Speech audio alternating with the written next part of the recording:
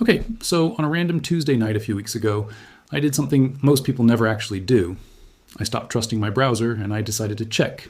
Not check as in read the privacy policy again, not check as in scroll through some Reddit thread where 12 people argue about which browser is actually private. I mean, I opened up a packet sniffer and watched in real time every single thing my browser sent out onto the internet before I even typed a URL. And what I saw in that log is the reason I'm sitting here right now, making this video instead of just quietly switching browsers and moving on with my life. Here's the setup. Like a lot of you, I got burned out on Chrome a while back. You've probably felt it too. That creeping feeling where you search for something once, out loud, near your phone, and suddenly it's in your feed. So I did what privacy-conscious people are told to do. I went and found a browser that markets itself specifically as the safe alternative. The kind of browser you see recommended constantly in privacy subreddits and de-Google your life, YouTube videos, and listicles with titles like Best Privacy Browsers of 2026. A browser whose entire brand identity is built on one sentence. We don't track you like the big guys do. I installed it. I set it up properly, following the hardening guides the privacy community swears by. I used it as my daily driver for months, and I felt good about it. Genuinely good, like I'd made a smart, adult decision about my own data. Then, on that Tuesday night, I decided to actually verify it instead of just believing it.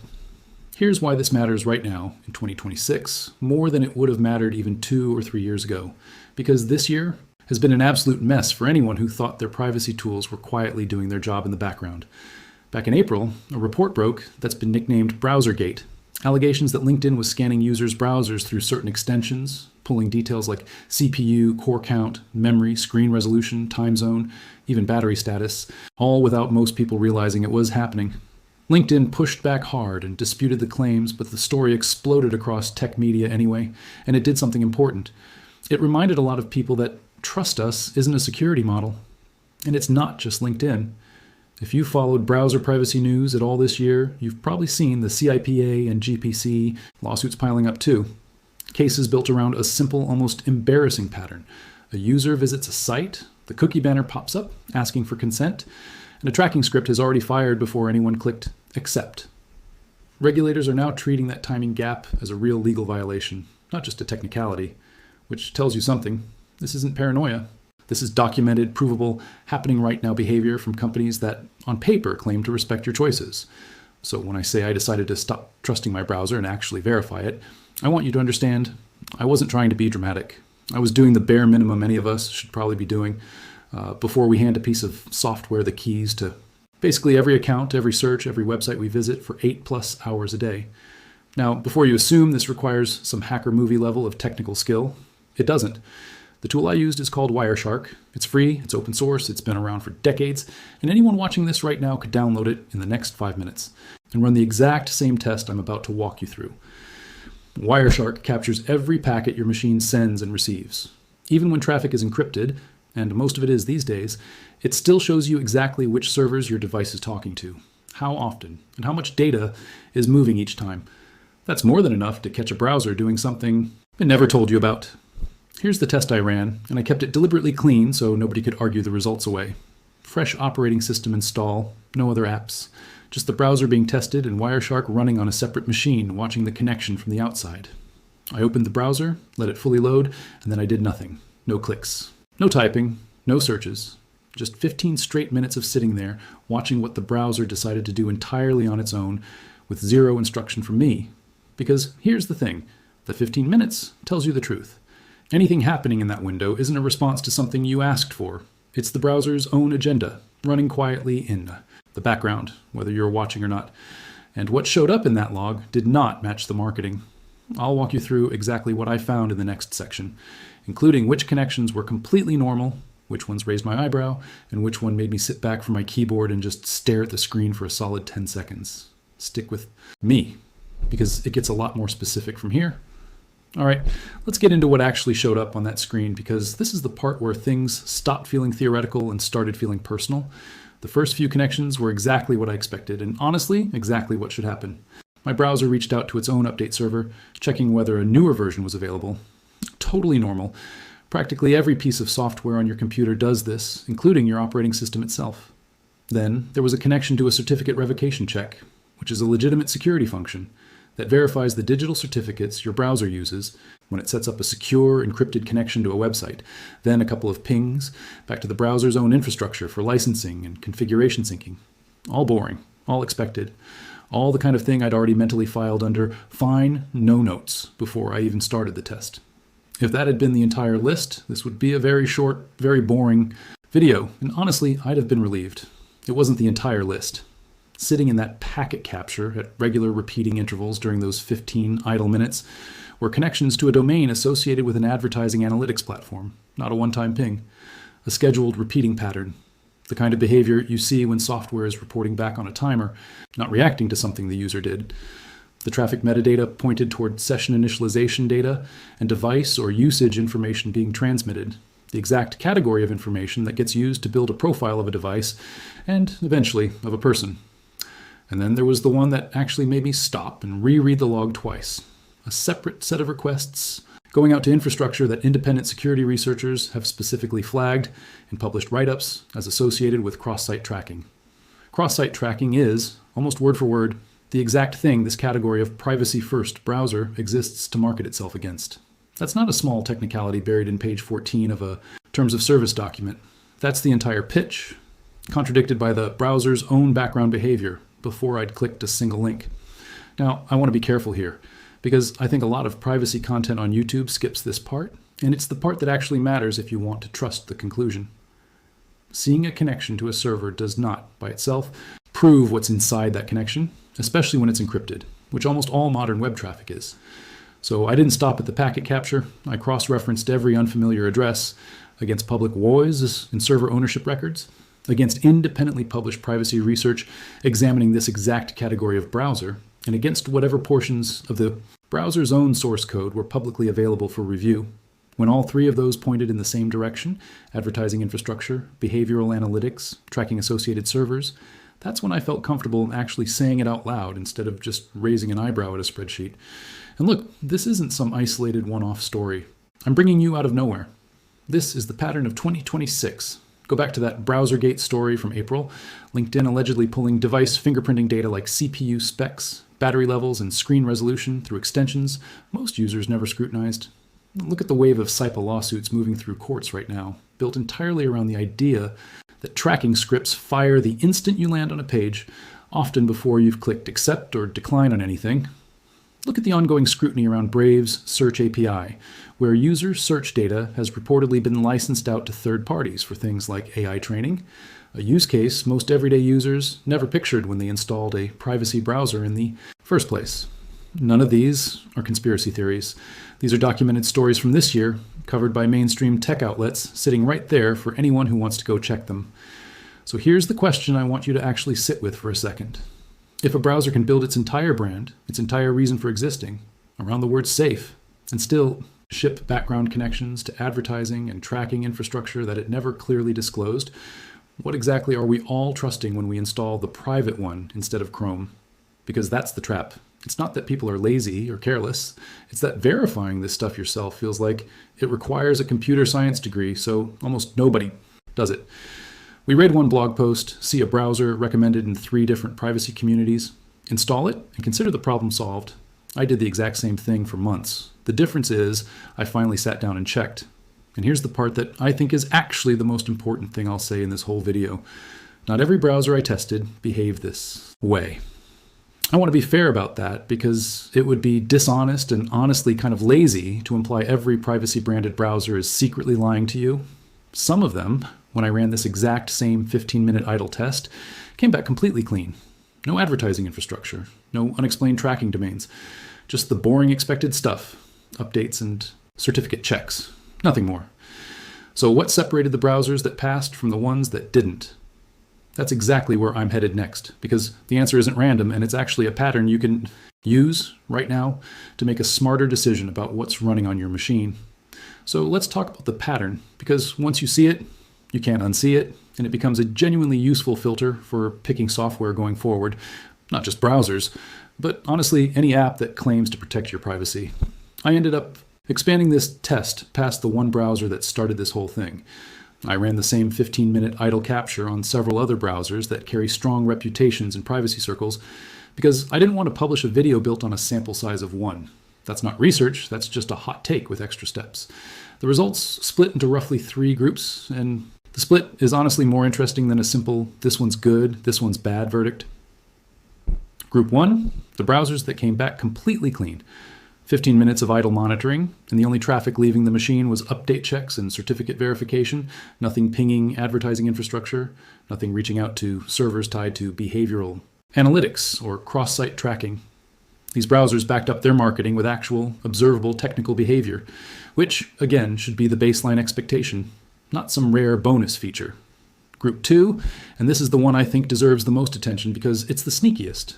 Browsers that weren't doing anything obviously malicious, but were making connections that were never clearly disclosed and weren't tied to any feature I, as the user, had actually asked for.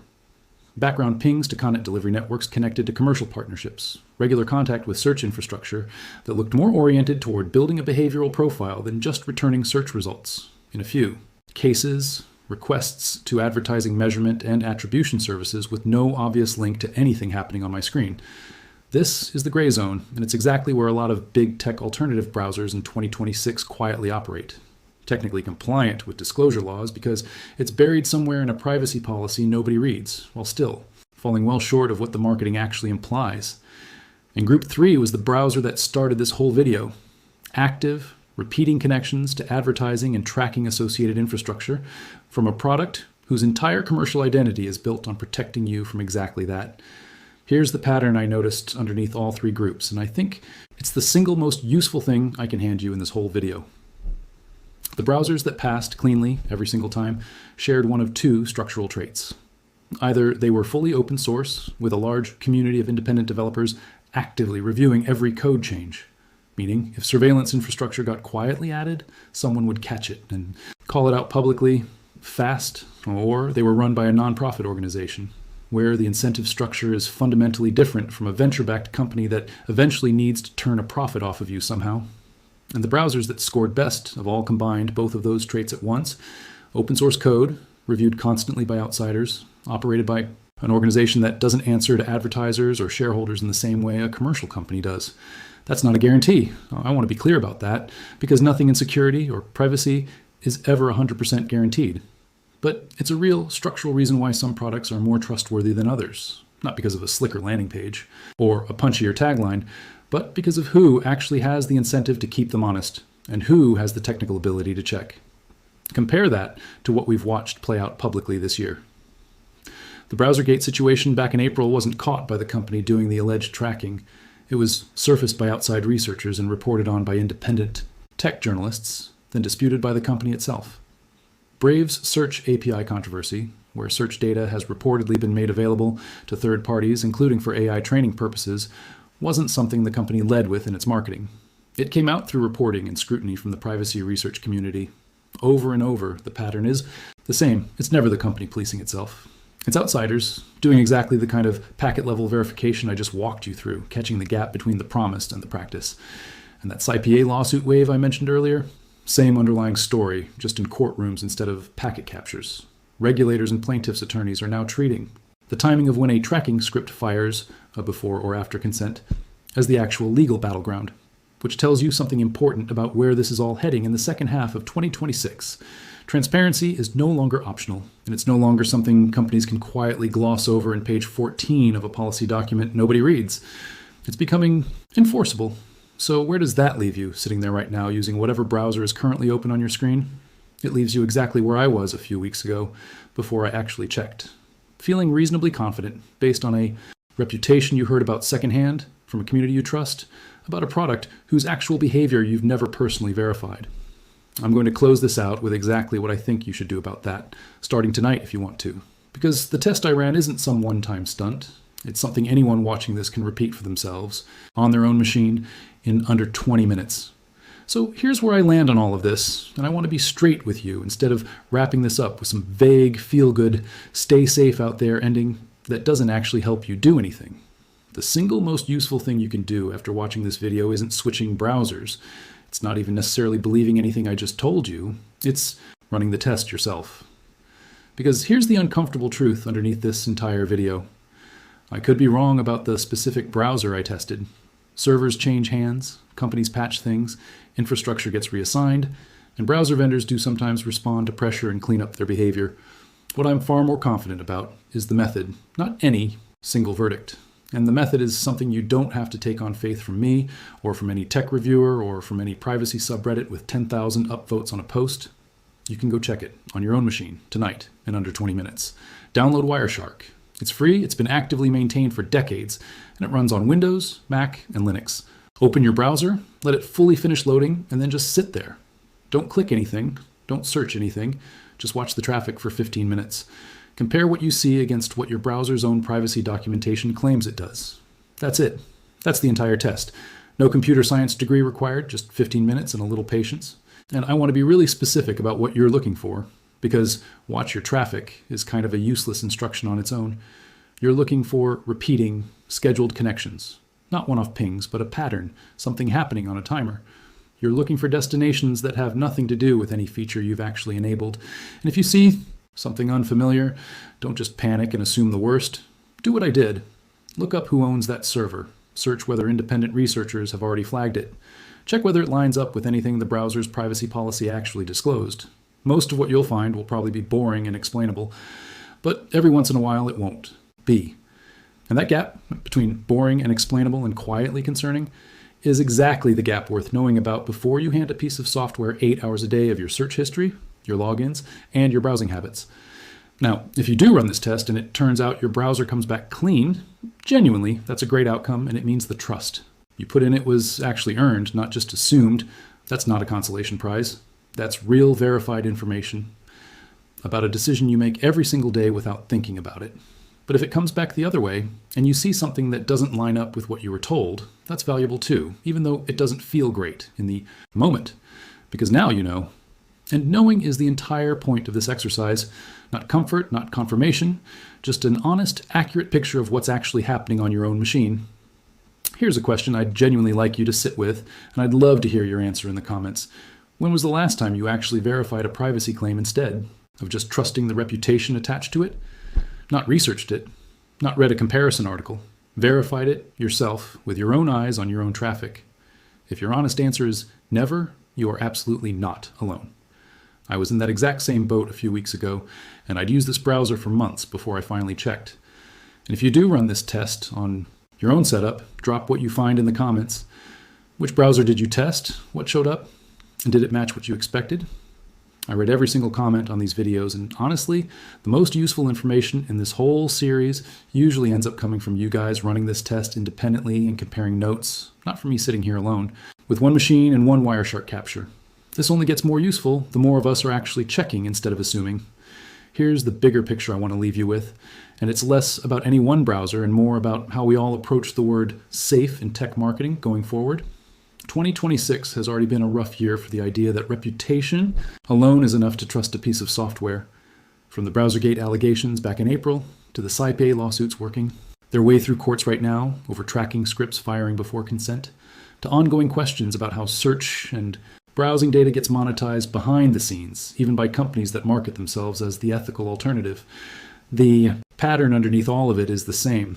The gap between what's promised and what's actually happening rarely gets closed by companies policing themselves. It gets closed by people outside the company actually checking. Researchers, journalists, and regular users with a free packet sniffer and 15 spare minutes. So that's my actual ask of you, more than any subscribe button. Don't just take my word for what I found. Don't take anyone's word for it, including the marketing on the box. Go check your own browser. Make the 15 minutes. Because safe is a word companies get to put on a landing page for free. It's not a word that actually means anything until somebody bothers to verify it. If this kind of investigation is useful to you, subscribe, because I've got more of these coming. Testing password managers, VPNs, and a few private messaging apps next, using this exact same method. Thanks for watching, and I'll see you in the next one.